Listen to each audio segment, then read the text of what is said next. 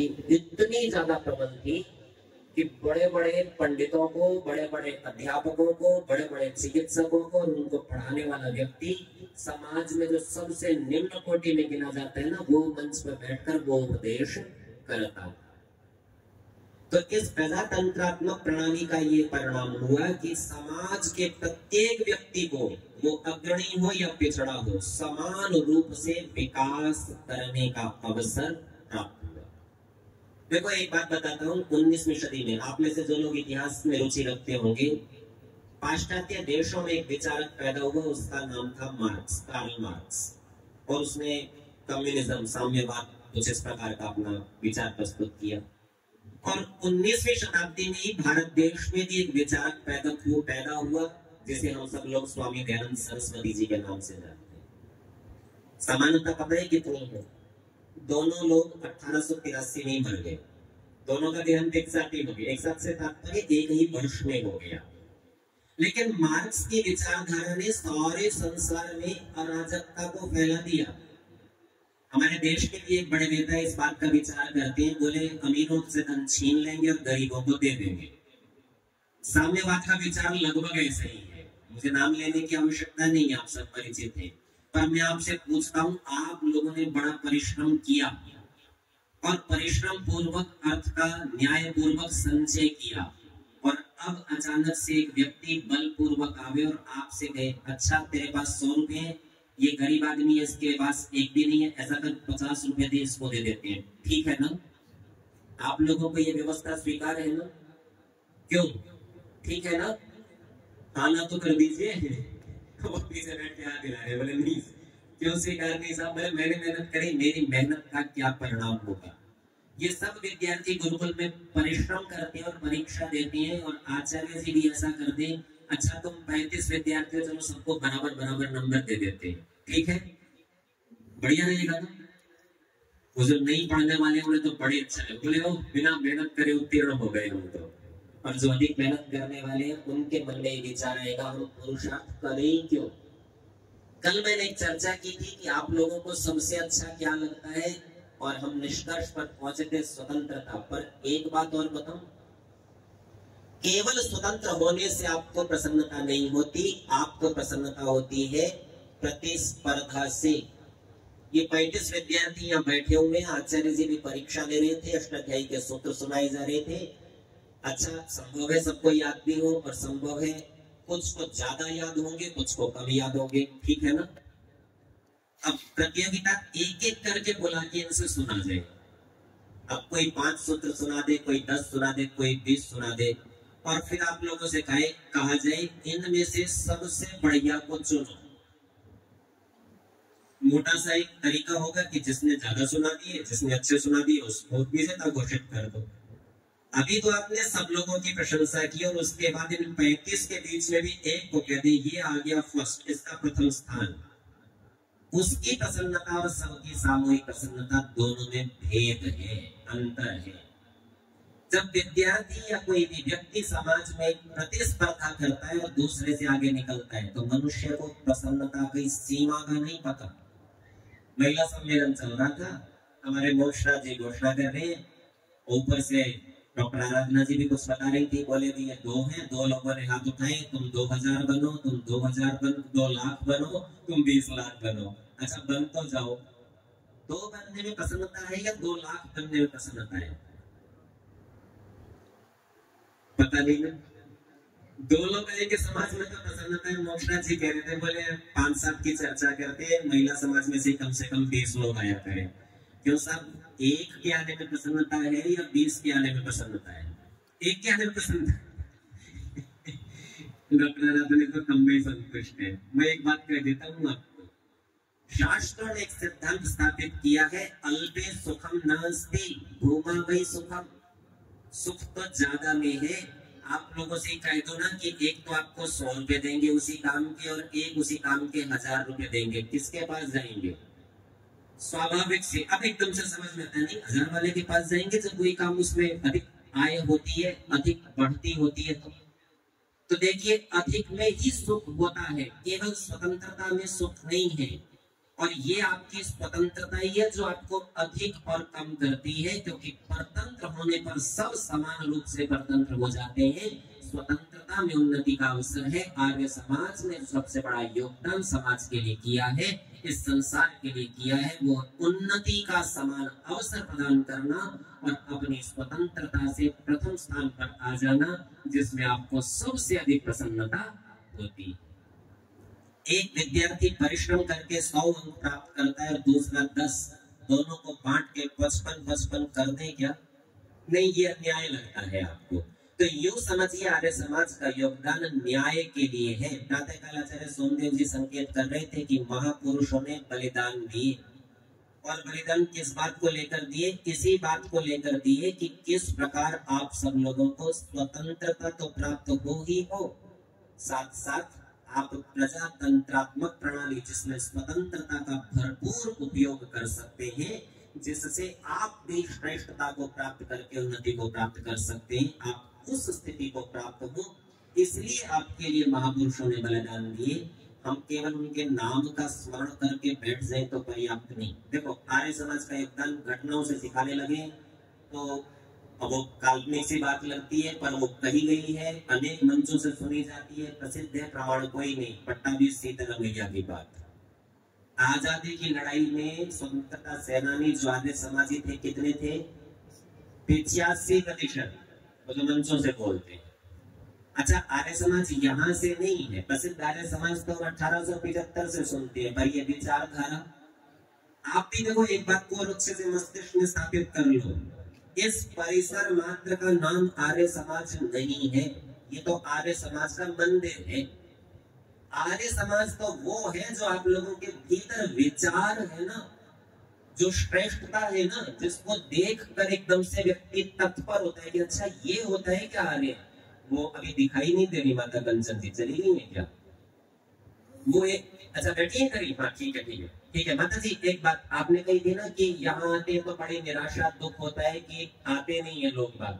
मैं आपसे एक प्रश्न पूछता हूँ, आपके बेटे का विवाह होगा तो आपका पड़ोस आएगा कि नहीं?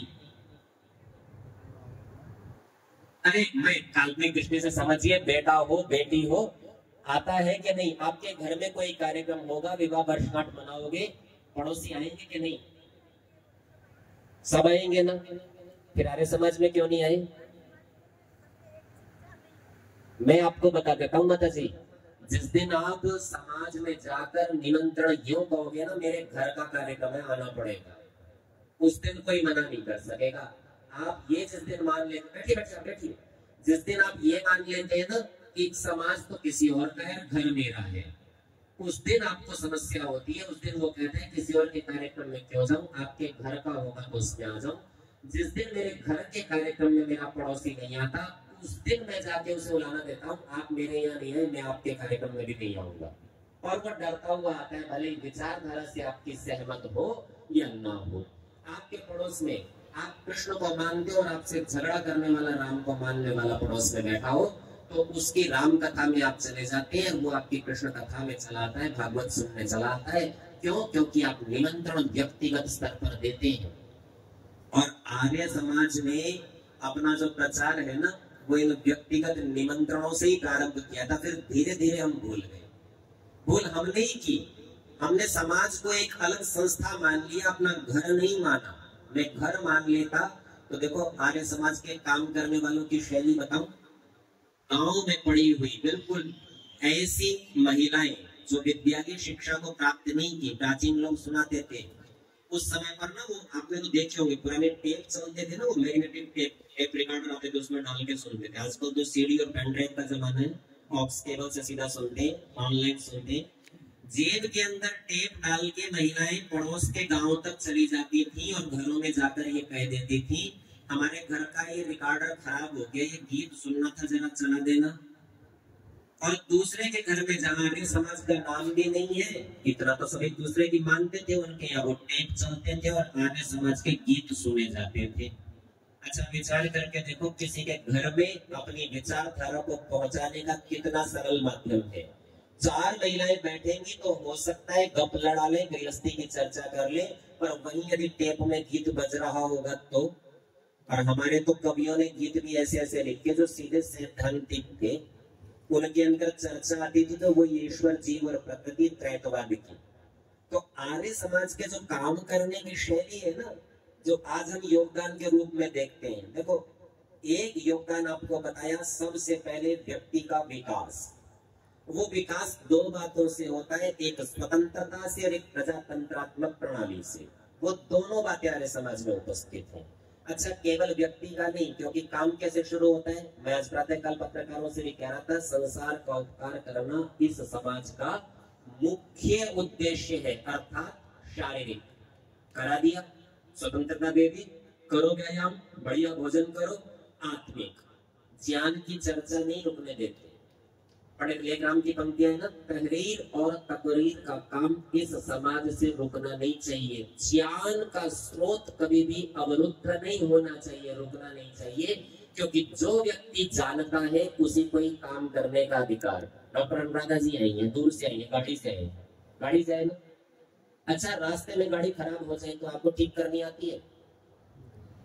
तो आपके श्रीमान जी भी आपको हाथ नहीं लगाने देंगे, बोले रहने दे, मैकेनिक बुला लेते हैं। आपका उनसे कितना भी स्नेह हो, जिस व्यक्ति के पास जो ज्ञान नहीं है उसे उस काम को करने का अधिकार नहीं दिया जाता। आर्य समाज ने सबसे पहला योगदान यही किया कि ज्ञान आपके पास पहुंचता रहे और निर्बाध पहुंचता रहे, जिससे आपको स्वतंत्रता प्राप्त होती है और स्वतंत्रता का परिणाम आपको कर्म करने का अधिकार मिलता। दूसरा काम जो आर्य समाज ने किया वो ये किया कि इस विचारधारा को, क्योंकि अच्छा है, ये अच्छी बात है, ये अच्छी बात है, बोलने वाले ज्यादा नहीं होते ना, संगठन नहीं होता ना, तो अच्छी बात को दबाने वाले उसे दबा लेते। तो देखो कैसा है, आर्य समाज ने दूसरा काम जो आप लोगों के लिए किया वो संगठन बनाने का काम किया। विचारधारा को इस प्रकार से प्रस्तुत किया कि आप सब लोग उस विचारधारा से जुड़ जाए। और इसके लिए ना, मतलब ये हल्के शब्दों में थोड़ा सा कह दे रहा हूँ, खाली कहने से काम नहीं चलता। कि साहब हमने कहा था आर्य समाज में, आप ये कहते मेरा एक घर आर्य समाज भी है। अच्छा, मैं हमारे आचार्य जी कहते थे, मैं आपसे पूछता हूँ, किसी शहर में आपके दो घर हो, आप बहुत धनी समृद्ध हो, आपके दो घर हो, एक घर में रहते रहे और दूसरे घर में कभी पैर भी न रखे, तो क्या होगा? क्या होगा पता है? पहले तो धूल मिट्टी चढ़ेगी, फिर घास फूस और सब झाड़ झंखाड़ उगेगा, और तीसरा काम ये होगा कि पड़ोसी आपके उस घर पे कब्जा कर लेगा जिसमें आप कभी जाते नहीं। और आज यही स्थिति हमारे आर्य समाज मंदिरों की और आर्य समाज की संस्थाओं की हो गई। इसलिए क्योंकि आपने आर्य समाज को अपना दूसरा घर नहीं समझा। आप घर समझते तो जैसे अपने घर की चिंता करते हो ना। मैं सुन रहा था, ठीक है, आपका प्रारंभिक स्तर है, आप ये विचार करें कि साप्ताहिक सत्संग में, संध्या में, हवन में आएंगे, क्यों दैनिक क्यों नहीं आ सकते हैं ना? अच्छा, जो मंदिर जाने वाले हैं वो साप्ताहिक जाती हैं या दैनिक? फिर आर्य समाज मंदिर नहीं है, फिर यहाँ साप्ताहिक क्यों? मतलब शुरुआत भी की तो हल्की शुरुआत करेंगे। आर्य समाज ने इसी विचारधारा को लोगों के मन में और हृदय में और मस्तिष्क में बैठाने का प्रयास किया था, जिसमें हम शिथिल हो गए। इतना सा केवल ध्यान कर लीजिए, राज सत्ता जब शिथिल होती है तो संतों को आंदोलन करना पड़ता है, और संतों के साथ डर एक ही होता है, वो मारते पीटते थोड़ी है, बोले ये श्राप दे देगा, फिर सब कुछ बिगड़ जाएगा। तो इसी बात को आप लोग थोड़ा सा समझ लीजिए। आर्य समाज ने इस बात को प्रस्तुत किया, ये सन्यास की परंपरा, वानप्रस्थ की परंपरा, गृहस्थ की परंपरा और ब्रह्मचर्य आश्रम जिस व्यवस्था को बनाने का प्रयास किया जिससे समाज की उन्नति होती है, ये केवल तभी संभव है जब आपके पास विचार निर्बाध रूप से उपस्थित हो, आप स्रोत को अवरुद्ध नहीं रहने दें और स्वयं ज्ञान को प्राप्त करके उसको कर्म में परिणत कर दें। तो देखो, योगदान तो आर्य समाज, मतलब आप सब आर्य समाज हो, और आप सब दयानंद के विचार से प्रेरित हो, तो आप सब भी दयानंद हो, छोटे छोटे से ही, कोई चिंता नहीं। और अब दूसरों का योगदान, माने आपके पूर्वज जो कर गए उसको लेकर गाते रहने मात्र से उन्नति नहीं होगी। शुरू हो जाइए आज से और अभी से, और यहीं से प्रारंभ कर दीजिए आर्य समाज के काम को। डॉक्टर साहब कह रही थी ना, बोले आचार्य जी कहते थे एक श्रोता एक वक्ता, इतने तो है ही ना 100%। अपने घर से शुरू हो जाइए, सुनाना शुरू कर दीजिए, फिर दूसरे लोग आपके योगदान की चर्चा करेंगे। आपको किसी अन्य के योगदान की आवश्यकता नहीं होगी। आप सब लोगों ने ध्यान से सुना। आप सभी का धन्यवाद।